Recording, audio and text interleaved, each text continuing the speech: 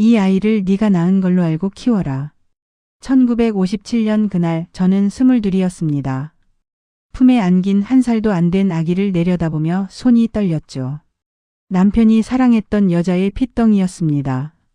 시어머니의 차가운 목소리가 방 안에 울려 퍼졌습니다. 평생 비밀로 가져가라. 이게 네가 이 집에서 살 수 있는 조건이다. 네, 어머님. 저는 그렇게 대답했습니다. 그렇게 제 인생이 거짓 위에 세워졌습니다. 그리고 그 거짓은 70년 가까이 이어졌습니다. 여러분, 만약 누군가 당신에게 묻는다면 솔직히 대답할 수 있으시겠습니까? 당신은 당신의 모든 자식을 똑같이 사랑했습니까? 오늘 들려드릴 이야기는 한 여자의 고백입니다. 평생 비밀을 품고 살아온 어머니가 죽음을 앞두고 마주한 진실의 무게에 관한 이야기죠. 사연 들으시기 전에 구독과 좋아요를 꾹 눌러주세요. 더 좋은 이야기를 만드는 힘이 됩니다. 그럼 지금부터 한 여자의 삶을 함께 들여다보겠습니다. 사람들은 저를 복 많은 사람이라고 했습니다. 22의 부잣집으로 시집가서 아들 셋을 낳았으니까요. 시댁 어른들은 저를 복덩이라고 불렀습니다. 장손을 낳았다, 아들을 셋이나 낳았다고 칭송했죠. 하지만 아무도 묻지 않았습니다. 제가 행복한지는, 제가 원하는 삶인지는. 1957년의 일이었습니다. 중매쟁이 아주머니가 우리 집에 오셨어요. 부잣집 도련님인데 학교는 많이 못 나왔어도 손 야무지고 마음씨 좋은 처녀를 찾는다고 하시더라고요. 남편감은 돈도 잘 벌고 집안도 좋고 최고의 조건이라고 했습니다. 우리 집은 가난했습니다. 아버지는 날품팔이를 하셨고 어머니는 남의 집 빨래를 해주며 근근히 살았어요. 저는 6남매 중 셋째였는데 초등학교도 제대로 못 다녔습니다. 3학년 때 그만뒀죠. 집안 형편이 어려워서 오빠랑 동생들 학비 대느라 제 차례는 없었거든요. 여자애는 학교 보낼 필요 없다는 게 아버지 생각이었습니다. 언니는 15세 시집갔고 동생들은 밥도 제대로 못 먹었습니다. 저는 집에서 동생들을 돌보고 어머니 일 거들고 그렇게 하루하루를 살았어요. 아침부터 저녁까지 쉴 틈 없이 일했습니다. 그러니까 부잣집 며느리 자리는 하늘에서 떨어진 기회였던 겁니다. 중매쟁이 아주머니가 돌아간 후 어머니가 저를 부르셨어요. 영수가 이런 기회 다시 안 온다. 꼭 가야 한다. 하지만 엄마, 이 집 살려면 네가 희생해야 한다. 네가 가면 동생들은 굶지 않을 수 있다. 희생이라는 말을 그때 처음 들었습니다. 22 처녀가 시집가는 게 희생이라니. 하지만 저는 뭐라 할 수 없었어요. 가족을 위해서라면 뭐든 해야 한다고 배웠으니까요.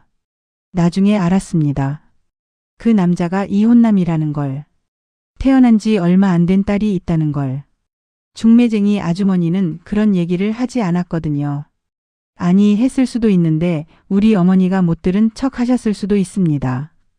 그만큼 우리 집은 절박했으니까요. 신랑은 뼈대 있는 부잣집 아들이었습니다. 전 부인은 그 시절에 대학까지 나온 똑똑한 신여성이었대요. 영어도 할 줄 알고 피아노도 칠 줄 아는 그런 여자였다고 합니다. 시집 올 때 책을 한 상자나 가지고 왔다고 하더라고요. 근데 첫애가 딸이었습니다. 시댁에서 얼마나 구박을 했는지 결국 그 여자가 이혼을 요구했다고 합니다. 딸 하나 두고 집을 나간 거예요. 친정으로 돌아갔다고 하더군요. 그 여자는 용기가 있었던 겁니다. 1950년대에 이혼을 요구할 만큼, 자기 인생을 선택할 만큼, 자기 딸을 버리고라도 그 집을 벗어날 만큼, 그만큼 그 집이 견딜 수 없는 곳이었다는 뜻이겠죠. 저는 그런 용기가 없었습니다. 선택할 수 있는 처지도 아니었고요. 가족이 굶고 있는데 어떻게 거부할 수 있었겠습니까? 그래서 그 집에서 원한 건 학교 문 앞에도 안 가본 말 잘 듣고 시키는 대로만 할 여자였던 겁니다. 똑똑한 여자는 이제 질렸다는 거였죠. 글을 아는 여자는 말대꾸를 한다는 거였습니다. 자기 생각이 있는 여자는 통제하기 어렵다는 거였어요. 저는 딱 거기에 맞는 사람이었습니다. 시집 첫날 큰 기와집에 들어갔습니다. 마당이 3개나 되는 집이었어요. 우리 집 20채는 들어갈 만한 크기였죠. 대문부터가 우리 집보다 컸습니다. 처음 보는 화려함이었습니다. 신랑은 양복을 입고 있었는데 저한테 말도 별로 안 걸었어요. 그냥 멀뚱멀뚱 쳐다만 보더라고요. 실망한 표정이었습니다. 전 부인만큼 예쁘지 않아서 그랬을까요? 아니면 그냥 저 같은 사람이 자기 인생에 들어온 게 한심해서였을까요? 시어머니가 저를 안채로 데리고 갔습니다. 복도가 길었어요. 방도 여러 개였습니다. 제가 살던 집은 방이 하나였는데 이 집은 방만 10개가 넘었습니다. 복도 제일 끝에 있는 방에 들어갔는데 갓난아기가 자고 있더라고요. 작고 포동포동한 아기. 분홍색 이불을 덮고 있었습니다. 숨소리가 작고 고왔어요. 시어머니가 그러시더라고요. 얘가 네 딸이다. 네가 낳은 걸로 알고 키워라. 네? 제가 놀라서 되묻자 시어머니가 차갑게 말했습니다. 밖에 나가서 딴소리하면 안 된다. 집안 망신이니까. 이 집 며느리로 들어온 이상 네 배로 나왔든 남의 배로 나왔든 똑같다고 했습니다. 제가 이 애의 엄마라고. 그리고 덧붙이셨죠. 행여나 이 애의 엄마에 관한 말은 꺼내지도 마라. 그 여자는 이 집에서 죽은 사람이다. 이 애 앞에서도 절대 말하지 마라. 평생 비밀로 가져가라. 이게 네가 이 집에서 살 수 있는 조건이다. 저는 그냥 네 어머님 하고 대답했습니다. 다른 선택지는 없었어요. 다시 친정으로 돌아갈 수는 없었거든요. 그 아이가 첫째 선이었습니다. 그날 밤 첫째가 울었습니다. 낯선 사람이 방에 들어왔으니까요. 저는 어떻게 달래야 할지 몰라서 그냥 안고 흔들었어요. 아기를 안아본 적이 거의 없었거든요. 동생들은 업고 다니며 이랬지 안고 달랜 적은 없었습니다. 첫째는 한참을 울다가 지쳐서 잠들었습니다. 제 품에서 작은 손으로 제 옷을 꼭 쥐고 그때 이상한 감정이 들었어요. 이 아이를 지켜야겠다는 생각. 이 아이는 이제 나밖에 없구나 하는 생각. 이 아이도 나처럼 참 불쌍하다라는 생각. 하지만 그 생각은 오래가지 못했습니다. 곧 현실이 저를 짓눌렀으니까요. 첫째는 참 예쁘게 생긴 아이였습니다. 엄마를 닮았는지 눈이 크고 또렷했어요. 피부도 하얘서 마치 도자기 인형 같았죠. 웃으면 보조개가 생겼습니다. 눈웃음을 지으면 눈이 초승달 모양이 됐어요. 처음 몇 달은 정말 내 딸처럼 키우려고 했습니다. 밤에 울면 안아주고 배고파하면 젖을 물렸어요. 제 젖은 안 나왔지만요. 기저귀도 갈아주고 목욕도 시키고 밤새 깨서 보살폈습니다. 그런데 어느 날부터인가 신랑이 집에 안 들어오기 시작했어요. 결혼하고 한 달, 두 달 신랑은 늘 바깥에 있었어요. 출장이다, 야근이다 하면서. 일주일에 한 번 집에 오면 다행이었습니다. 한 달에 한 번 올 때도 있었어요. 어떤 달은 얼굴도 안 보고 지나갔죠. 시어머니한테 물어봤습니다. 남편이 왜 집에 안 오시냐고. 제가 뭘 잘못한 건지 모르겠다고. 시어머니가 쏘아붙이셨습니다. 네가 뭘 잘못했는지 생각해봐라. 전에 있던 며느리는 공부만 많이 했지 남편 마음도 모르고 집안일도 제대로 못했다. 너는 그러지 말고 집안일이나 열심히 해라. 남자가 밖에서 고생하는데 집이 편해야 들어오지 내가 불편하니까 안 들어오는 거라고 했습니다. 그래서 더 열심히 했어요. 아침 일찍 일어나서 밥 짓고 청소하고 빨래하고 시부모님 수발 들고 첫째 돌보고 밤늦게까지 바느질하고 손이 부르트고 허리가 아파도 쉬지 않았습니다. 그래도 남편은 오지 않았습니다. 나중에 들으니 남편이 여자들을 만나고 다녔대요. 술집 여자도 만나고 심지어 다른 여자랑 살림을 차렸다는 소문도 있었습니다. 명동에 집을 하나 얻어줬다는 소문도 들렸죠. 시댁 식구들은 다 알고 있었습니다. 하지만 아무도 뭐라 안 했어요. 남자가 바깥에서 그럴 수도 있다는 시기였죠. 오히려 제가 남편을 잡아두지 못한다고 눈치를 줬습니다. 제가 부족하니까 남편이 바람피는 거라고 했습니다. 그 사람은 전 부인을 사랑했나 봅니다. 똑똑하고 당당했던 그 여자를, 대화가 통했던 그 여자를. 근데 그 여자는 떠나버렸고 대신 아무것도 모르는 나 같은 사람이 와서 그 자리를 차지한 거잖아요. 비교가 됐겠죠. 저는 그 사람한테 아내가 아니었습니다. 그냥 애 낳는 기계. 시댁 어른들 수발드는 하인. 집안일 하는 파출부였죠. 어쩌다 밤에 남편이 집에 오는 날이면 저한테 오는 게 아니라 첫째 방에 먼저 갔습니다. 잠든 첫째 이마에 입을 맞추고 한참을 들여다보고 작은 손을 만지고 머리를 쓰다듬고 자장가를 불러주기도 했어요. 그러고 나서야 제 방으로 왔습니다. 말도 없이.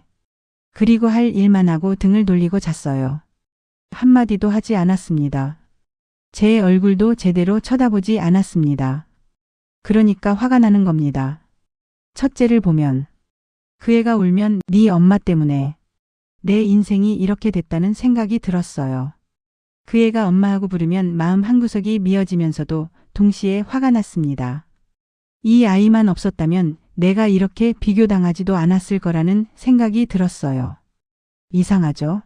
아무 죄도 없는 애한테 그 애는 자기가 왜 태어났는지 엄마가 왜 없는지도 모르는데 그냥 있는 사람을 엄마라고 부르는 건데 순수하게 저를 따르는데 그러다 둘째를 낳았습니다. 아들이었죠. 시집 온 지 2년 만이었습니다. 임신했을 때 시댁 식구들이 무척 기뻐했어요. 아들이길 바라는 마음이 간절했습니다. 매일 산신령께 빌었습니다. 절에도 다니고 기도도 하고 점도 보러 다녔어요. 그 애를 처음 안았을 때 이상했습니다. 이건 진짜 내 몸에서 나온 아이구나. 내 피를 나눈 아이구나. 10달을 배 속에 품고 진통을 겪으며 낳은 아이. 첫째는 어느 날 갑자기 제 앞에 나타난 아이였지만 둘째는 달랐습니다. 제 심장 소리를 들으며 자란 아이. 제 피를 먹고 자란 아이. 제 뱃속에서 발로 차던 아이였죠. 시댁 어른들은 난리가 났습니다. 장손이다, 대가 이어졌다. 조상님께 감사하다고. 잔치도 벌였어요. 시어머니가 처음으로 제 손을 잡으셨습니다. 잘했다, 네가 복덩이다. 이제 네 자리가 생겼다. 이제 진짜 며느리가 됐다. 저도 처음으로 인정받는 기분이었어요. 시집 와서 2년 만에 처음으로 제가 가치 있는 사람이 된 것 같았습니다. 남편도 그때부터 조금씩 집에 자주 들어오기 시작했습니다. 아들 얼굴 보러. 둘째를 안고 웃는 남편을 보며 이 사람이 웃을 줄 아는 사람이라는 걸 처음 알았습니다. 저한테는 한 번도 웃어준 적이 없었거든요. 그 다음에 셋째, 넷째까지. 아들만 둘을 더 낳았습니다. 2년 간격으로. 시댁에서는 계속 낳으라고 했어요. 아들이 많아야 집안이 든든하다고. 딸은 하나면 충분하다고. 근데 저는 알았습니다. 남편이 첫째 보는 눈이랑 아들들 보는 눈이 다르다는 걸. 첫째를 보는 남편의 눈빛에는 늘 미안함과 애틋함이 있었어요. 첫째를 안을 때는 더 조심스러웠고 더 아껴주는 느낌이 들었죠. 그러던 어느 날 첫째가 5살쯤 됐을 무렵 남편에게 묻더군요. 아빠, 나는 왜 동생들이랑 얼굴이 안 닮았어요? 왜 나만 피부가 하얘요? 남편이 당황해서 말을 못하자 제가 나섰습니다. 너는 엄마 닮아서 그래. 동생들은 아빠 닮았고. 다 제각각 다르게 생기는 거야. 첫째가 고개를 끄덕이며 웃었어요. 그럼 난 엄마 딸이네. 엄마 예쁘니까 나도 예쁘게 생긴 거네. 나 엄마 닮아서 좋아. 그 순간 남편이 저를 쳐다봤습니다. 표정이 복잡했어요. 고마움과 미안함이 섞여 있었죠. 눈시울이 붉어졌습니다. 하지만 남편은 아무 말 없이 고개를 돌렸어요. 하지만 그뿐이었습니다. 남편은 여전히 밖으로 돌았고 저는 여전히 혼자였습니다. 아들들이 생겼다고 해서 달라지는 건 없었어요. 그래서 더 그랬는지 모릅니다. 저는 첫째를 차별했습니다. 밥을 줄 때도 아들들 먼저였습니다. 아들들 밥그릇에 먼저 반찬을 얹어주고 고기도 먼저 주고 생선도 살 많은 부분을 아들들 앞에 놓았어요. 옷도 아들들은 새 옷을 사주고 첫째는 사촌 언니들이 입던 옷을 물려받아 입혔습니다. 낡고 색이 바랜 옷들이었죠. 어느 저녁 식사 시간이었습니다. 민수야, 고기 더 먹어. 제가 아들 그릇에 고기를 얹어줬어요. 준수야, 국 더 줄까? 그때 선이가 조용히 말했습니다. 엄마, 저도. 넌 알아서 먹어. 이제 컸잖아. 선희는 고개를 끄덕이며 조용히 밥을 먹었습니다. 불평 한마디 없이. 첫째가 학교에서 상을 받아와도 제 반응은 시큰둥했어요. 엄마, 나 오늘 학급 회장 됐어요. 그래, 잘했네. 그런데 민수 숙제는 다 했니? 엄마가 봐줘야 하는데. 선희의 얼굴이 어두워졌습니다. 하지만 아이는 아무 말도 하지 않았어요. 그저 방으로 들어가 혼자 책을 읽었습니다. 저는 그런 선희가 괘씸했습니다. 왜 저렇게 착해서는 삐지지도 않고 반항도 안 하지? 아이러니하게도 선희가 착하면 착할수록 저는 선희가 더 미웠어요. 그 착함이 제 못남을 비추는 거울 같았기 때문입니다. 한 달 후 민수가 상을 받아왔습니다. 엄마, 나 1등 했어. 저는 민수를 안아들었어요. 아이고, 우리 아들 대단하네. 1등을. 엄마가 저녁에 뭐 해줄까? 뭐 먹고 싶어? 통닭. 그래, 통닭 사줄게. 우리 아들 최고야. 온 동네 떠들썩하게 자랑했습니다. 친척들한테 전화해서 우리 아들이 1등 했다고 상 받았다고. 잔치상까지 차렸어요. 동네 사람들 불러서 떡을 돌렸죠. 방 안에서 이 모습을 본 선희는 조용히 책을 펼쳤습니다. 어느 일요일 오후였습니다. 엄마, 나 친구들이랑 놀러 가도 돼? 민수가 물었어요. 안 돼. 숙제나 해. 엄마, 숙제는 다 했어. 그럼 예습이라도 해. 대학 가려면 열심히 해야지. 민수는 입을 삐죽거리며 자기 방으로 들어갔습니다. 그때 선희가 부엌에서 나왔어요. 엄마, 저 친구 좀 만나고 와도 될까요? 그래, 다녀와. 저는 아무렇지도 않게 허락했습니다. 민수가 방에서 소리쳤습니다. 왜 누나는 되고 나는 안 돼? 저는 대답했습니다. 넌 공부해야 하니까. 그러자 민수가 다시 물었어요. 그럼 누나는 공부 안 해도 돼? 저는 대답하지 않았어요. 할 말이 없었습니다. 사실 저는 선희에게 큰 기대를 하지 않았습니다. 대학을 가든 말든 상관없었어요. 하지만 아들들은 달랐습니다.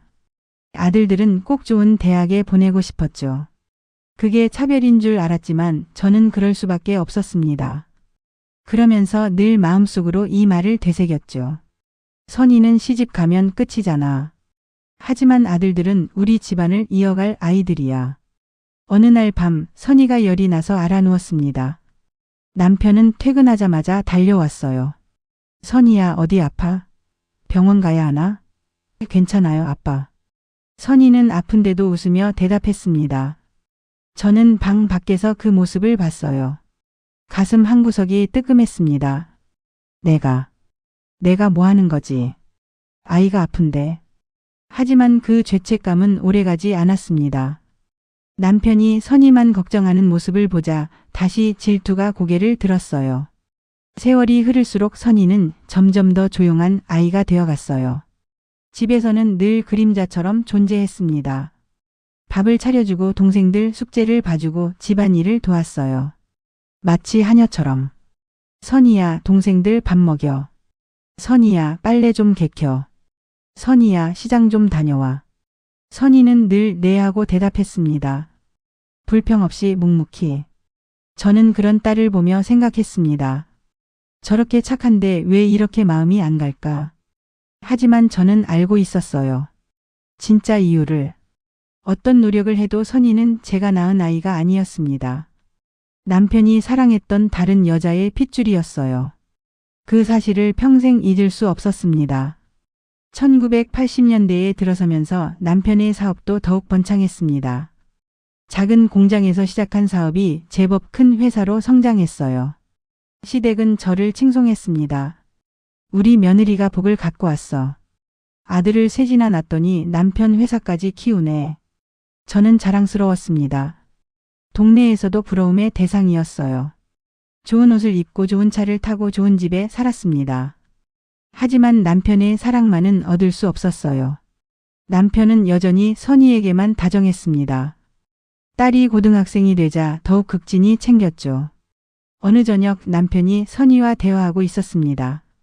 선희야, 대학은 어디 가고 싶니? 저는 아빠가 좋다는 데 갈게요. 아니야, 네가 원하는 데 가야지. 아빠가 다 대줄게. 저는 그 대화를 들으며 입맛이 썼어요. 민수도 곧 고등학생인데 민수한테는 한 번도 안 물어봤잖아. 저는 특히 둘째를 정말 공들여 키웠습니다.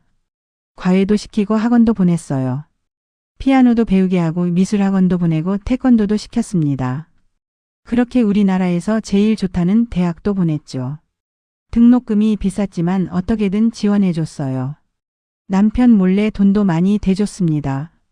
생활비 하라며, 사업 자금에 쓰라며. 둘째가 사업을 시작한다고 했을 때 1억을 대줬어요. 남편 몰래 제 앞으로 되어 있던 땅을 팔아서요. 이 아이만큼은 잘 되게 해주고 싶다. 그런 마음이었어요. 다른 형제들보다 더 높이 올라가게 해주고 싶었습니다. 제 자식이니까. 제 피를 나눈 첫 번째 자식이니까. 그리고 셋째, 넷째한테도 많이 해줬죠. 집 살 돈 보태주고 차 살 돈 보태주고 결혼 준비할 때도 보태주고 손주들 학원비도 대주고. 근데 첫째 딸한테는 제대로 해준 게 없습니다.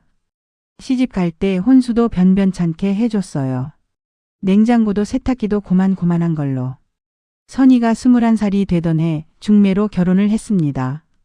평범한 직장인과의 결혼이었죠.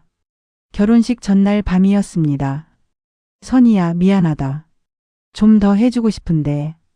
제가 딸에게 말했습니다. 하지만 진심은 아니었어요. 괜찮아요, 엄마. 저는 이것만으로도 감사해요. 선이는 그렇게 말하고 시집을 갔습니다. 결혼식 날 저는 눈물을 흘렸어요. 사람들은 엄마가 딸 보내는 게 서러워서 우는구나 생각했습니다. 하지만 제가 운 진짜 이유는 달랐어요. 나는 이 아이한테 좋은 엄마가 아니었어. 죄책감과 후회가 밀려왔습니다. 하지만 이미 늦었어요. 선이는 이제 남의 집 사람이 되었고 저에게는 아들들이 남았습니다. 그러다가 28년 전 남편 사업이 망했습니다. 남편이 평생 일궈온 사업이 한순간에 무너졌어요.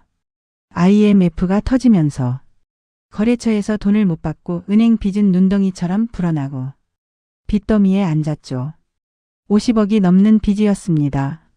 어느 날 저녁 남편이 새하얗게 질려서 집에 돌아왔어요. 여보, 회사가 왜 그래요? 무슨 일이에요? 빚이 50억이야, 50억. 저는 그 자리에서 주저앉았습니다. 50억? 그게 무슨...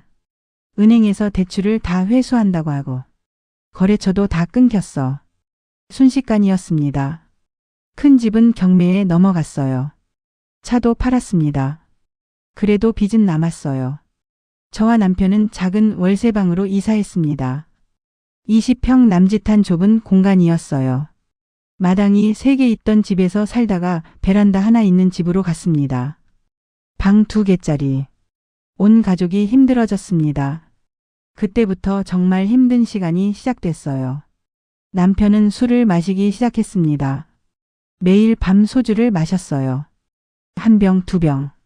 가끔은 저에게 소리를 지르기도 했습니다. 왜 이렇게 됐냐? 네가 복덩이가 아니었다. 네가 복이 없어서 이렇게 된 거야. 그래도 남편이 살아있을 때는 아이들이 자주 왔습니다. 주말에도 오고 생일이며 명절이며 아주 잘 챙겼죠. 다들 아버지를 존경했거든요. 사업이 망해도 빚이 있어도 아버지는 대단한 분이야. 한때 이 동네를 평정했던 사람이야. 그렇게 생각했습니다. 아버지가 과거에 얼마나 대단했는지 자랑하고 다녔어요. 아들들은 아버지 앞에서 큰 소리를 못 쳤습니다. 아버지가 한마디만 하면 고개를 숙였어요. 아직도 아버지가 무서웠던 겁니다. 근데 10년 전 남편이 죽고 나니 아들들은 하나둘씩 발길을 끊었습니다. 처음엔 한 달에 한 번 오던 게 2달에 한 번이 되고 그러더니 명절에도 안 오는 아이들이 생겼어요. 추석에 안 오고 설날에 안 오고 어버이날에도 전화 한 통 없고. 그리고 며느리들이 저를 싫어하는 게 느껴졌습니다. 저를 보는 무표정한 얼굴들, 한숨 쉬는 소리들, 짜증 섞인 목소리들. 제일 믿었던 둘째는, 제가 그렇게 아껴준 둘째는 전화도 잘 안 받습니다. 엄마 바빠서 못 가요. 다음에 갈게요. 이번 명절은 처가 먼저 가야 돼요. 장모님이 편찮으셔서요. 엄마 애들 학원 끝나는 시간이라 못 가요. 핑계가 다양했습니다. 처음엔 진짜인가 했는데 나중엔 다 거짓말인 걸 알았어요. 한 번은 제가 고열이 나서 응급실에 실려갔습니다. 폐렴이었어요. 제일 먼저 둘째한테 전화해서 입원했다고 하니까 이렇게 말하더군요. 아, 그래요? 지금은 제가 중요한 일이 있어서 못 가요. 누나한테 한번 연락해 보세요. 그리고 그게 끝이었습니다. 3일 동안 입원해 있었는데 한 번도 찾아오지 않더군요. 전화도 없었어요.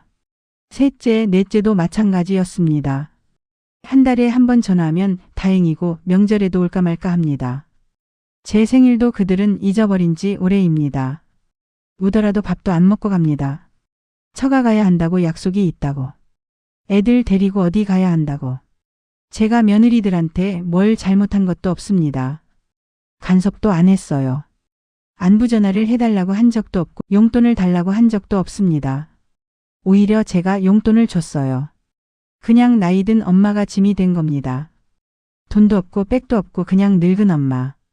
그야말로 쓸모없는 존재였죠. 그런데 첫째는 매주 저를 보러 왔습니다.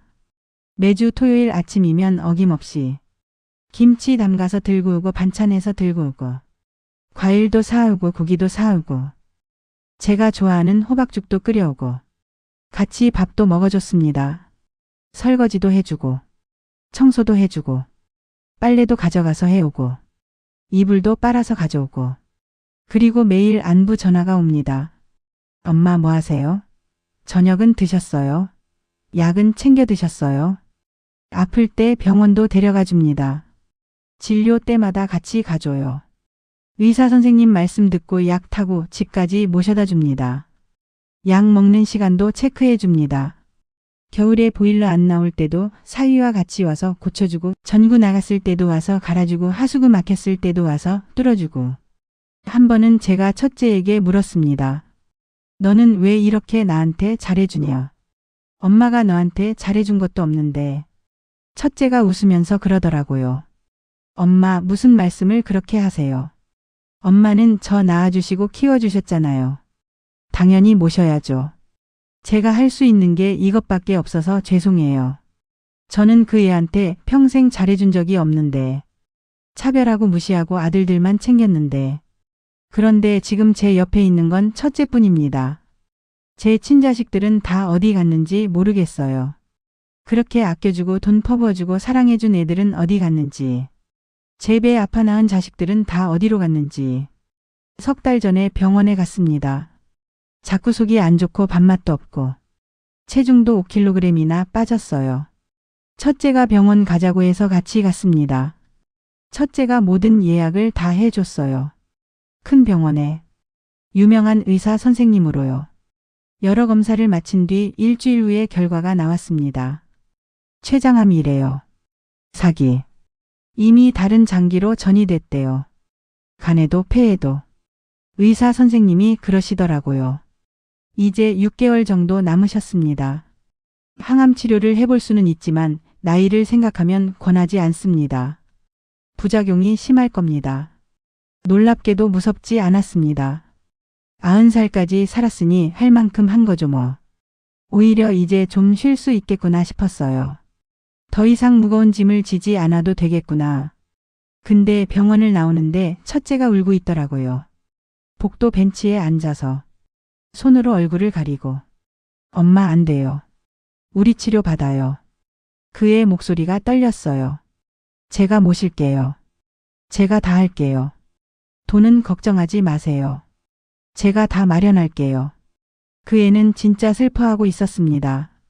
어깨가 떨릴 정도로. 눈이 퉁퉁 부을 정도로. 저는 그저 죄책감만 들었어요. 이 애한테 이런 슬픔을 주다니. 평생 상처만 주고 마지막에도 이런 고통을 주다니. 집에 와서 아들들한테 연락을 했습니다. 엄마가 큰 병에 걸렸다. 시간이 얼마 안 남았다. 췌장암 사기다. 6개월 남았단다. 둘째는 그러더라고요. 엄마 괜찮아요. 나이도 있으시고 편안하게 받아들이세요. 요즘 요양병원이 정말 잘 돼 있다고 하더라고요. 요양병원에서 전문적인 간병 받으시면 좋아지실 거예요. 저희도 마음에 준비하고 있을게요. 편안하게 받아들이라니. 마음의 준비라니. 마치 일찍 죽어달라는 것 같았어요. 빨리 정리하고 싶다는 것 같았습니다. 셋째와 넷째도 비슷했습니다. 엄마 고생 많으셨어요. 이제 쉬세요. 저희가 좋은 요양병원 알아볼게요. 쉬라고. 죽으라고. 그냥 편하게 죽으라고. 며칠의 병원 생활에 지쳐 집에서 지내면서 통원 치료를 하기로 하고 퇴원을 했습니다. 집에서 홀로 고통을 삼켜내는 동안에도 아들들은 저를 보러 자주 오지 않았습니다. 한 번 왔다가 금방 가고. 엄마 회사 일이 있어서요. 다음에 또 올게요. 1시간도 안 돼서 나가더라고요. 앉아있기도 불편한지 계속 시계를 봤습니다. 근데 첫째는 매일 옵니다. 병원 검사 갈 때마다 따라오고 통증 치료 받으러 갈 때마다 데려다 줍니다. 한 번도 빠지지 않아요. 회사도 조정해가며 시간을 냅니다. 엄마 저 여기 있어요. 괜찮아요. 제가 옆에 있을게요. 아프면 말씀하세요. 그의 손을 잡으면 따뜻합니다. 살아있다는 느낌이에요. 제가 아직 혼자가 아니라는 느낌이죠. 근데 저는 이 손을 놓을 수가 없습니다. 첫째가 진실을 알면 이 손을 놓아버릴까봐. 저한테서 떠나갈까. 저를 증오할까. 이제 시간이 얼마 안 남았습니다. 의사 선생님은 3달쯤 남았다고 하시네요. 어쩌면 더 짧을 수도 있대요. 통증이 심해지고 있어요. 침대에 누워 창밖을 바라봅니다. 세상은 여전히 돌아가고 있어요. 사람들은 걷고 차들은 달리고 아이들은 웃고 저만 멈춰 있는 것 같습니다. 첫째는 오늘도 왔습니다. 손에 보온병을 들고 엄마 호박죽 끓여왔어요. 드실 수 있으실까요? 응. 고맙다. 제가 미소를 지으려 했지만 얼굴 근육이 잘 움직이지 않았어요. 첫째가 조심스럽게 저를 일으켜 앉혔습니다. 베개를 등 뒤에 받쳐주고 이불을 덮어주고 보온병 뚜껑을 열어 호박죽을 그릇에 따랐어요. 김이 모락모락 피어올랐죠. 조금이라도 드세요. 힘내셔야 해요. 숟가락으로 죽을 떠서 식혀줍니다. 호흡 불어서 제 입에 가져다 댑니다. 저는 한 숟가락 받아 먹었어요.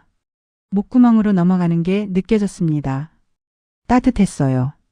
맛있다. 다행이에요. 조금만 더 드세요. 첫째는 계속 숟가락을 떴습니다. 한 숟가락, 두 숟가락. 천천히 조심스럽게. 마치 아기에게 이유식을 먹이듯이.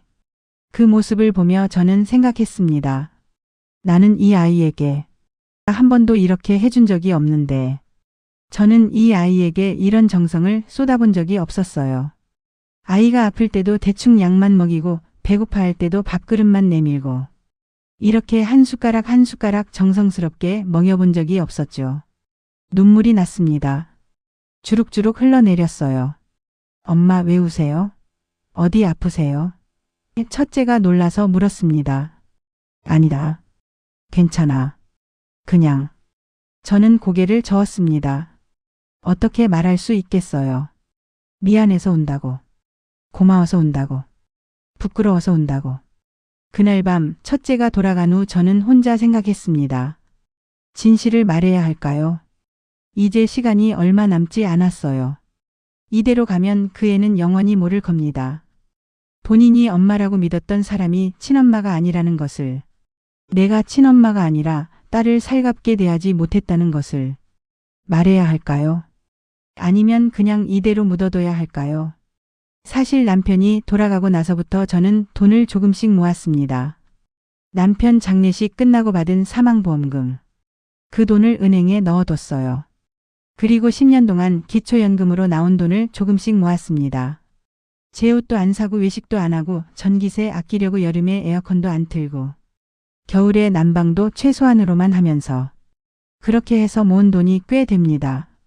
저는 그 돈을 첫째한테 주려고 합니다. 첫째만 물려줄 생각이에요. 아들들은 필요 없습니다. 그 애들은 제가 살아있을 때도 안 찾아오는데 제가 죽고 나면 유산은 찾겠죠. 법적으로 권리가 있다고 우길 겁니다. 하지만 첫째한테만큼은 뭐라도 남겨주고 싶어요.